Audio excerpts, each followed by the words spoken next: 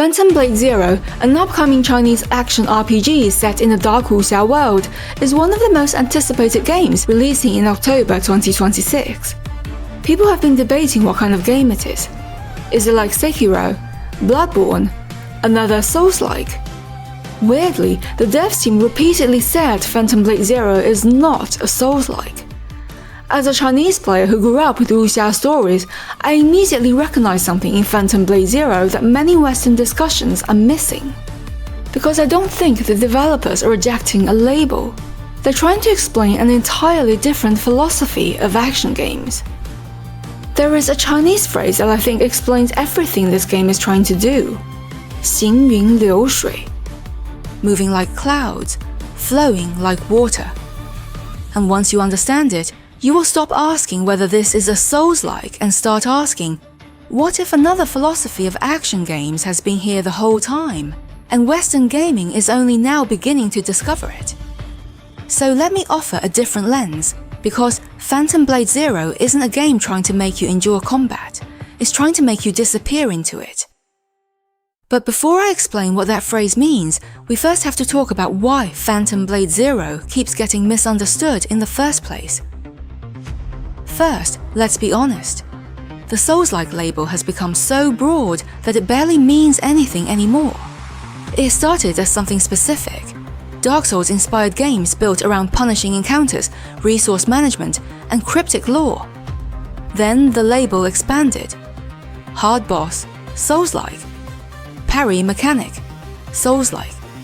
Third-person camera, Souls-like. We are at the point where almost every ambitious action game gets automatically measured against From Software. At some point, the label becomes useless. And that's the trap Phantom Blade Zero keeps getting pulled into. Because the moment people hear Souls-like, they expect a specific emotional experience. They expect suffering, patience, repeated failure. Most importantly, they expect a game built around reacting. You observe first, then you act. The fight is a puzzle. Solving that puzzle is the point. There's nothing wrong with that, because what From Software built is genuinely extraordinary. They fundamentally changed gaming for the better. They taught developers to respect players. They taught players that challenge itself can be rewarding. They pushed world design, environmental storytelling, and combat depth to another level. But influence has side effects. And the biggest one is that patience became the assumed virtue of all serious action games. However, it is just one philosophy, not the only one. And that's where Phantom Blade Zero becomes interesting. Because it's not trying to build combat around patience. It's trying to build combat around momentum. Think about how many Souls encounters work. You enter a fight. You immediately begin studying. What attack comes first? How long is the combo? When does the opening appear? You're gathering information before committing to action. Much of the fight is a puzzle, and solving that puzzle is incredibly satisfying. Now look at Phantom Blade Zero. When enemy attacks, you deflect. That deflection becomes movement. That movement becomes an attack. That attack creates another opportunity. The rhythm never fully stops. The game isn't asking you to wait. It's asking you to maintain flow, to lose yourself in the beauty of your own combo. And that's where 行云流水 comes in. Moving like clouds and flowing like water describe the highest level of mastery in any discipline. Not because it requires no effort, but because effort itself disappears. Skill becomes instinct. I actually think this philosophy explains something much bigger. Not just Phantom Blade Zero, but the Wuxia genre altogether. Because Wuxia isn't just Chinese fantasy. It's not simply ancient China with swords, it's an entire philosophy of heroism. The word itself literally means martial heroes. But the heroes themselves are very different from what Western audiences often expect. In many stories, mastery isn't defined by how much punishment you can endure. It's defined by how naturally your movements express your intentions. This is why in Chinese games, blocking often looks like attacking. This is why defense constantly transitions into offense. And once you understand that, Phantom Blade Zero stops looking like a Soulslike altogether. These aren't random gameplay decisions. They're philosophy made physical. Sometimes, understanding a character's weapon tells you more about them than listening to them speak. This is one of my favorite things about Wuxia. Your martial arts are a language to express who you are. Take the scholar swordsman archetype. He doesn't fight because he enjoys violence.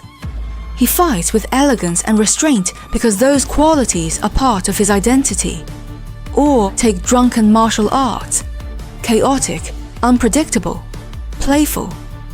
The drunken technique is not random. It represents freedom. Even choosing a straight sword over a heavy blade says something about who you are. Fighting isn't separated from personality. It is personality. And I think Phantom Blade Zero understands this at a very deep level. Things becomes even more interesting when you understand the world these stories take place in. The Jianghu. You'll hear this word constantly in Chinese games now. Where winds meet is built around it. Wuxia stories are built around it. But Jianghu doesn't have a perfect English translation. Literally, it means rivers and lakes. Philosophically, it means something much bigger. An entire parallel society that exists alongside official governments. A world of wandering swordsmen, merchants, assassins and healers. A world governed by reputation and justice rather than law. This is why Chinese heroes often feel so different.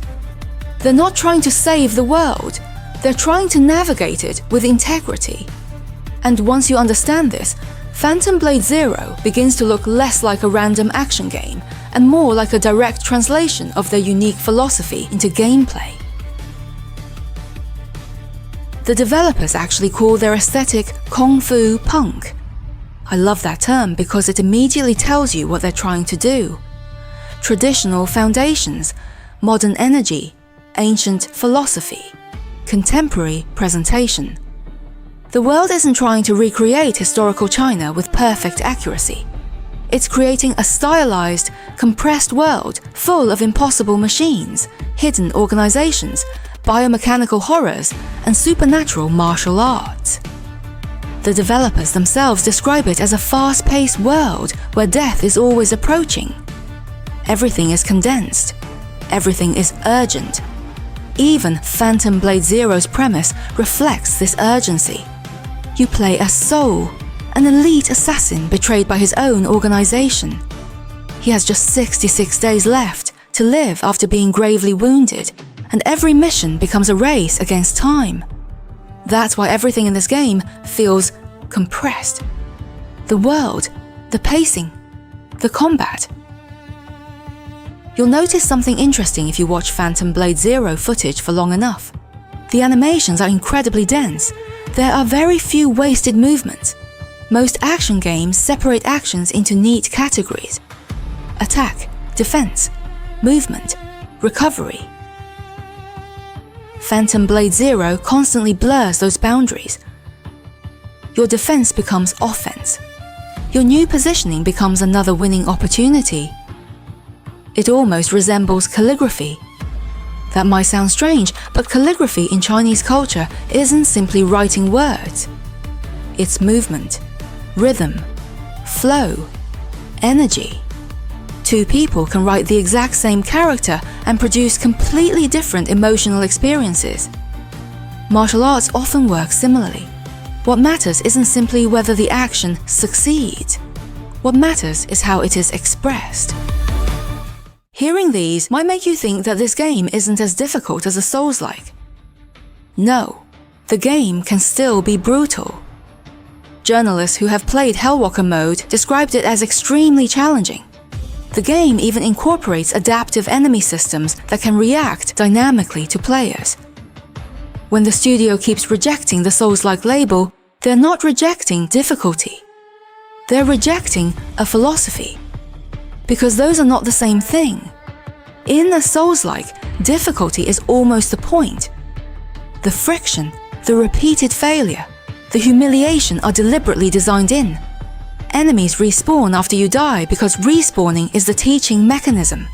You're supposed to run the gauntlet again. The suffering is the lesson. In Phantom Blade Zero, if you die in Phase 2 of a boss, you don't always have to restart from Phase 1. Enemies you've already killed don't endlessly respawn every time you die. There are 4 difficulty settings and an extensive tutorial.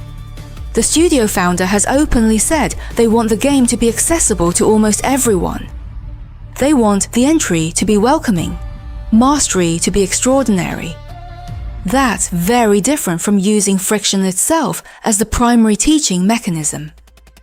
And honestly, I think that's part of a much bigger shift happening in Chinese gaming right now. A few years ago, people kept asking whether Chinese studios could compete globally. I don't think that's the question anymore. Black Myth Wukong already answered that. What's fascinating is that this wave of Chinese games aren't all exporting the same thing. Black Myth Wukong exported Chinese mythology. Where Winds Meet exported the Jianghu. Blood Message is going to export Chinese historical storytelling. Phantom Blade Zero may end up exporting something even harder to define. A philosophy of movement itself. That's what makes this moment so interesting. Because this generation of studios feels different. Confident. They're no longer trying to prove they can imitate Western games. They're arriving with their own mythology, their own history, their own philosophies, their own answers to old questions. The question now is much more interesting. What happens when Chinese studios stop trying to fit into existing categories altogether? I think that's why Phantom Blade Zero has generated so much excitement despite not being released yet. People can sense authenticity. They can sense when a game is confidently building something specific rather than chasing trends. The director once said he wanted to do for Wuxia action games what Bruce Lee did for Kung Fu cinema. That's an enormous statement. But when you think about it, Bruce Lee didn't succeed because he copied Hollywood. He succeeded because he arrived with something unmistakably his own. He brought a different philosophy into a space that was ready to receive it. The world adapted to him. I think Phantom Blade Zero is making a similar bet. Not that Chinese games will replace Western games, not that one philosophy is superior, but that there is another answer to a question gaming has been asking for years. What should action games actually feel like? For a very long time, we've had one dominant answer. Now another one is entering the conversation, and I have a feeling Phantom Blade Zero is going to become one of the games that people look back on when that shift began. If this kind of analysis interests you, subscribe, because there are so many incredible stories and philosophies hiding underneath games like Black Myth Wukong, Where Winds Meet, and Blood Message, and that's exactly what Goose Girl is about. Thank you for watching.